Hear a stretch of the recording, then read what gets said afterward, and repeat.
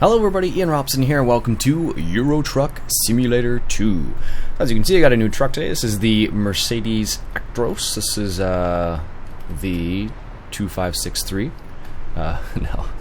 It's I think it's the largest model that they have, the Mercedes Actros Benz Stream Space. There we go.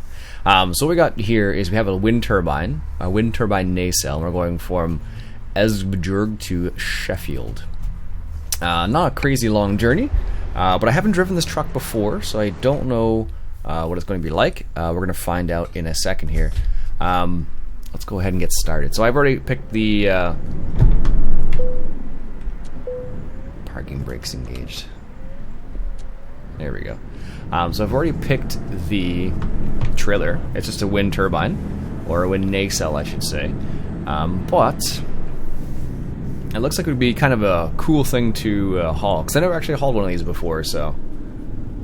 Jazzy Packs add so many neat things to the game, and I wish, I'd be interested to see what they do with American Truck Simulator, if it's going to be standard or not. This is one of the few times I've never driven an American truck, actually. I tend to stick to American trucks almost exclusively, but I happen to actually. This was the Mercedes was added. I don't know, when was it added? Not too long ago, actually.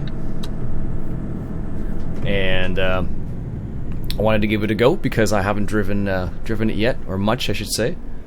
Probably have driven it a little bit, but not a whole lot. So, but it's very different. It's much. Because it's a European-style truck, it makes a really big difference in this game. Of course, because basically everything's designed for it, all the roads and everything. So it makes a really big difference when you're trying to maneuver and stuff like that. Like going around those roundabouts in an American truck is a little bit of a different experience. So, but so. When you get to do that in one of these trucks, it's like, oh, that's what it's supposed to be like, I guess. So it makes me laugh a little bit, actually. But I'm pretty excited to see how it's going to work out in American Truck Sim. What's going to be different, what's going to be the same. Because really, in the end, they don't want to change the game too much, right? Because the game is successful the way it is. And if they make too many drastic changes, it may just change the game just enough so that people don't enjoy it in the same way. So it's one of the downfalls of it, really. So you don't want to make if you have put it this way, if you have a successful recipe, why change the recipe? Like what you do is you just tweak the recipe. You don't make drastic changes, because if you make drastic changes, you may not be as successful, right? So I don't know, always things to consider. Whoa, buddy, let's just jump in front of a truck. Jeez. Maybe they'll tweak the AI a little bit. That'd be nice. Alright, nice little turn here. Yeah, the maneuvering one of these trucks is very different. Where is the entrance? Oh, it's over there. Good. But there are some pretty cool places in here to look out for.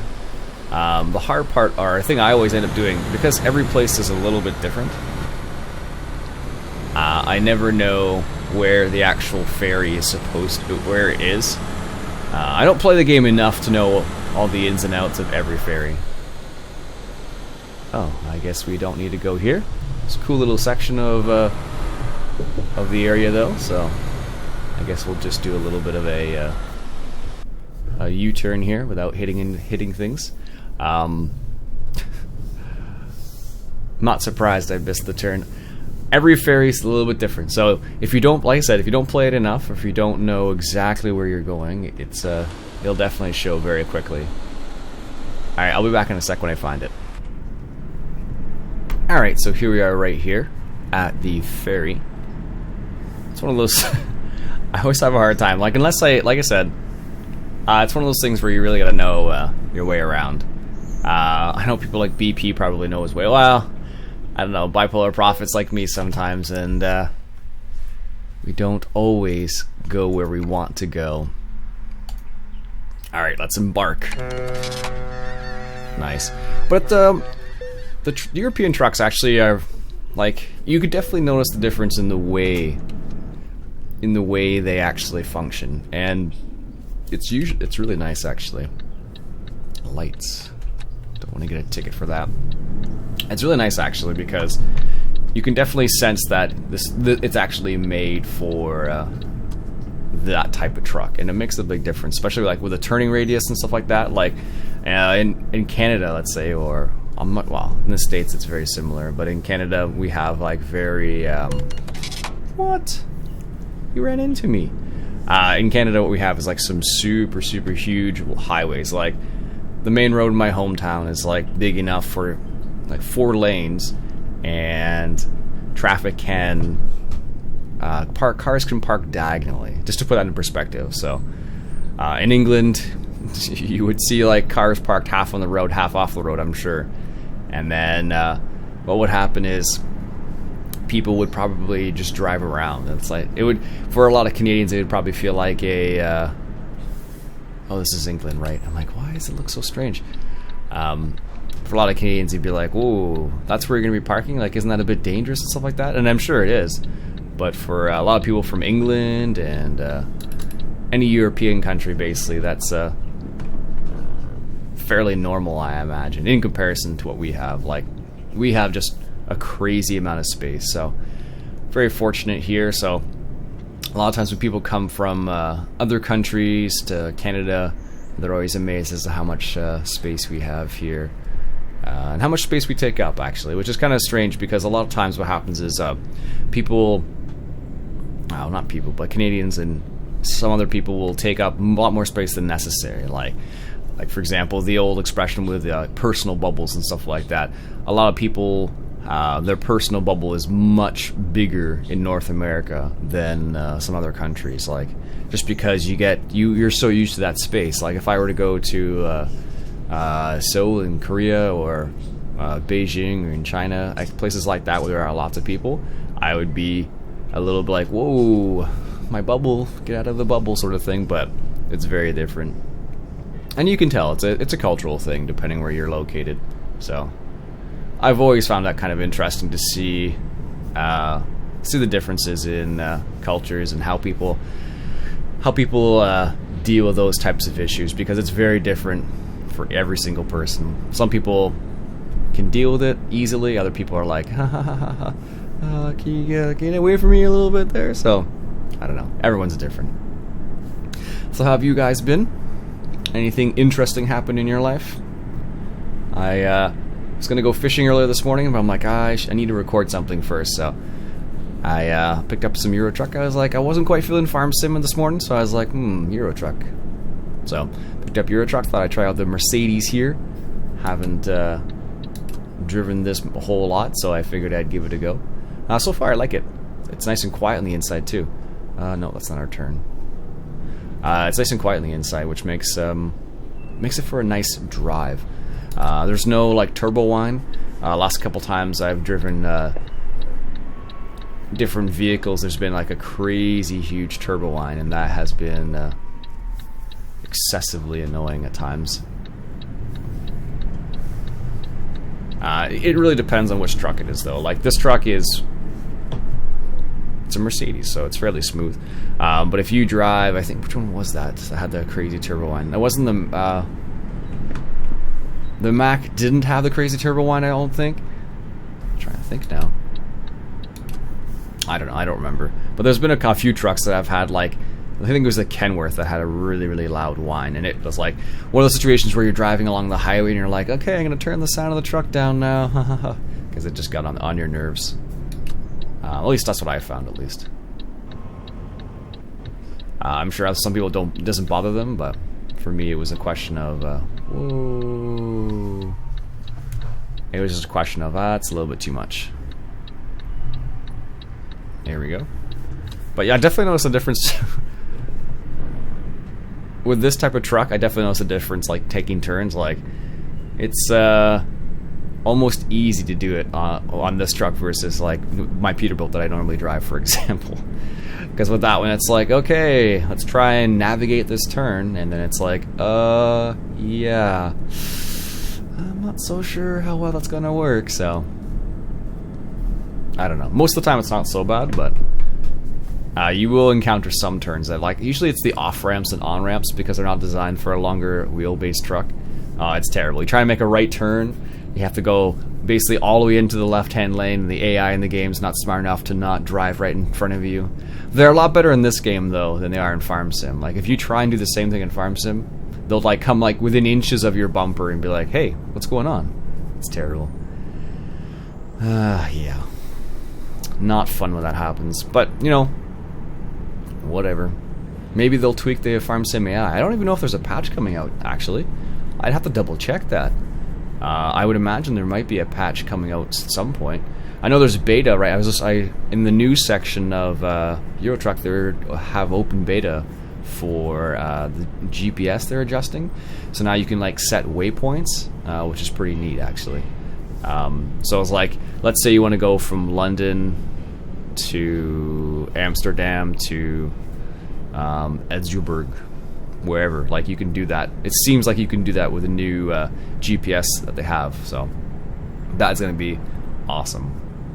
Actually, it's going to be really good for convoys. So if you ever do a convoy, it's going to be fantastic for that, because then everyone can follow the same route, and there won't be as many screw-ups, I guess, in terms of like making the wrong turn.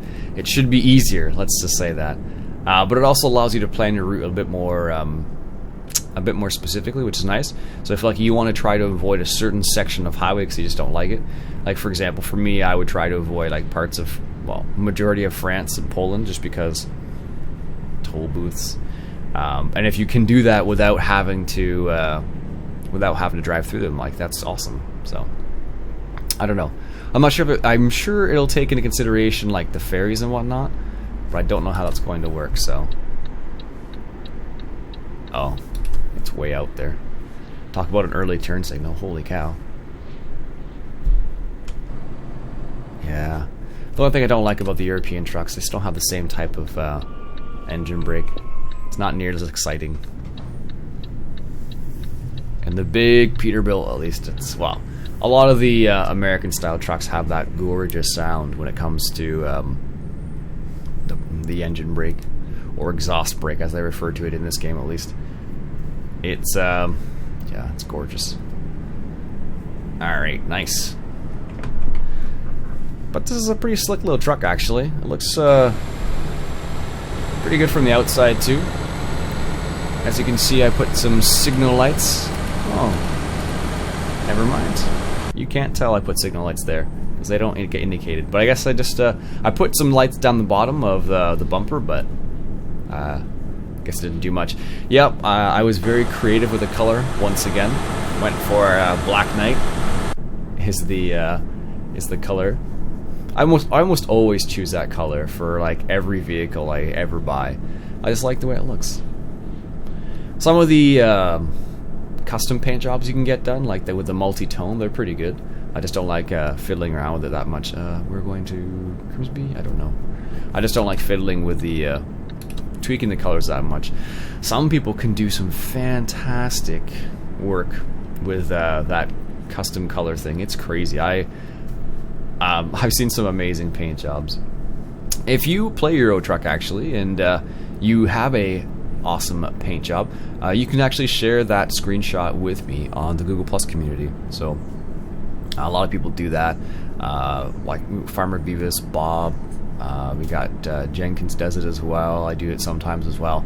Lots of people are sharing some really awesome screenshots. So if you want to be a part of that community, there's a link in the description below. Yeah, a lot of us chit chat about different things. Someone was asking about, I think it was Jenkins, I want to say, maybe, I can't remember. Someone was asking about RAM, for example, and what type of RAM I would recommend. And the answer to that question is G-Skill is what I use. I like it a lot. There's so many different versions of or types of RAM out there. You can get 8GB, 4GB. I think you can even get 16GB sticks now as well. But it does come down to your motherboard and I think which operating system you're running, because not every operating system can handle more than 8, I think it is. I have to double check that now. It's been a while since I built my computer. But a lot of little small factors like that you need to take into consideration. So there's our destination, somewhere over there. There we go. Now we're not such a high RPM. But yeah, it's a pretty cool little community. I enjoy it. It's not very big, which makes it nice. So it's just another way of getting in contact with other people who are a part of the community. So I think it's pretty chill. Alright, looks like our exit's coming up. Let's move over to the left lane then. Not quite yet though. Is this spinning around? Oh, I don't know if we're going to make this turn. Not with this car beside us. There we go.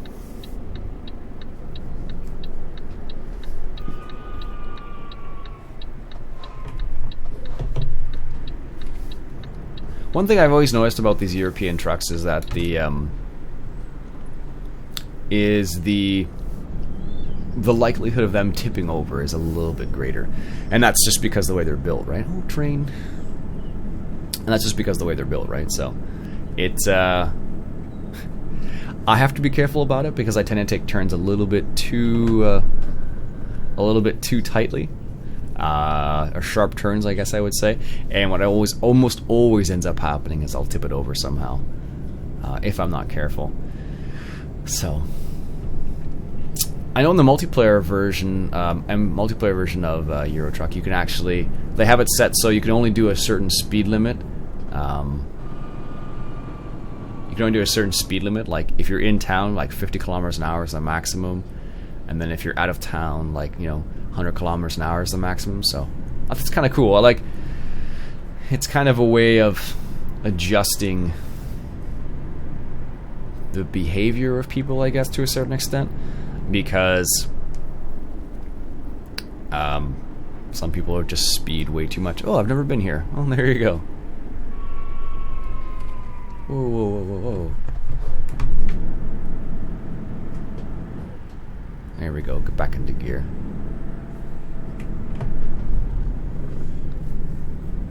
I always forget to push the clutch in enough. And apparently, oh, that's a red light, Iain. Stop. So, this is Sheffield. No, I've never been here. I don't drive in England very often, not because of toll booths, just because it's on the wrong side of the road and I constantly screw it up. One of the added challenges of the game, I guess. For me, at least. If you're from England, it's probably the same thing everywhere else. Right? There's always something like that. Okay, now, I'm just going to bring up this, because I can't see it as easily on this small screen. Is this the turn up here? It looks like it.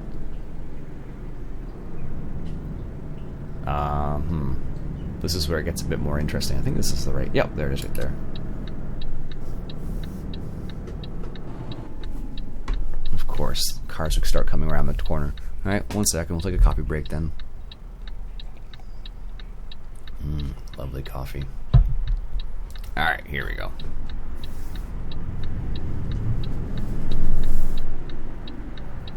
Okay, so let's see if we can do this without making a complete mockery of truck driving. Because everyone knows I'm the best truck driver out there. Yeah, no. It is easier to park with a European-style truck, I've discovered. Only because the way they turn, like, is much different than American trucks. So, all right, let's do the old.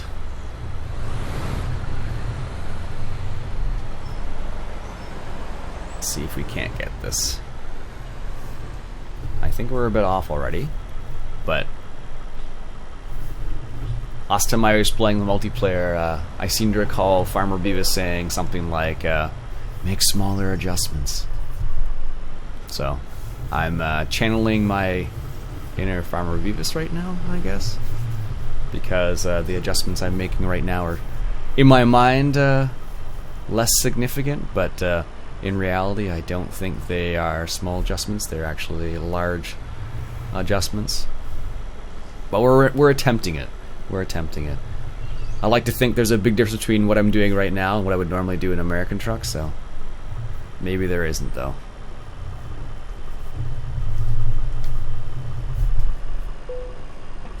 Alright, I'll take it. Alright. Cargo's ready for unloading. Press T. Awesome. Job completed. Good work. Sick. Proficiency bonus. We did get at 1.2% damage. That's a pretty small little penalty, I think. Oh, we got leveled up too. Sweet. Let's put one more in eco driving. Sweet. Now we're even more energy efficient. Alright, folks. That'll be it for me for today. This has been a... What is going on? Parking brakes on. There we go. I don't know what happened there. Anyways, folks, my name is Iain Robson. This has been Euro Truck Simulator 2. And checking out the Mercedes Actros. I know this is probably old for a lot of people, but I don't drive these trucks very often, but I might do a couple runs in this. Love the side exhaust. I used to have a car with a side exhaust. So awesome. Anyways, folks, if you enjoyed yourself, why don't you go ahead and hit that share button. I really appreciate that. I'll catch you guys later.